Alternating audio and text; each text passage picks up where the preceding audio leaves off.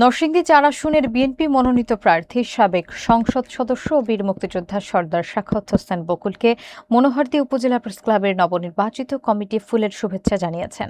সোমবার রাতে সর্দার সাখাওয়াত হোসেনের নিজ বাসভবনে আয়োজিত শুভেচ্ছা বিনিময়ে প্রেসক্লাবের নবনির্বাচিত কমিটির পক্ষ থেকে তাকে অভিনন্দন জানানো হয়।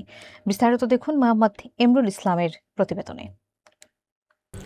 নরসিংদী ৪ আসনের বিএনপি মনোনীত প্রার্থী এবং সাবেক সংসদ সদস্য বীর মুক্তিযোদ্ধা সর্দার সাখাওয়াত হোসেন বকুলকে মনোহরদী উপজেলা প্রেসক্লাবের নবনির্বাচিত কমিটি ফুলের শুভেচ্ছা জানিয়েছেন।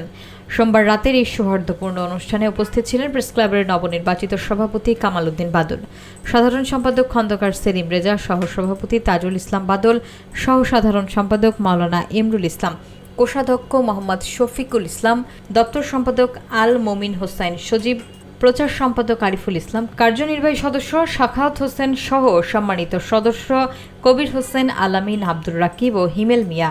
অনুষ্ঠানটি সর্দার সাখাওয়াত হোসেনের নিজ বাসভবনে অনুষ্ঠিত হয়। অনুষ্ঠানে দুই পক্ষ ভবিষ্যতে সাংবাদিকতা এবং জনকল্যাণমূলক কাজে পারস্পরিক সহযোগিতা অব্যাহত রাখার প্রত্যাশা ব্যক্ত করেন।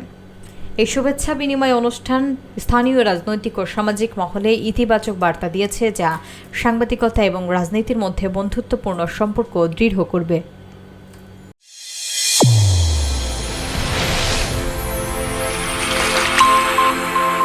চ্যানেল A1 হৃদয়ের স্পন্দন।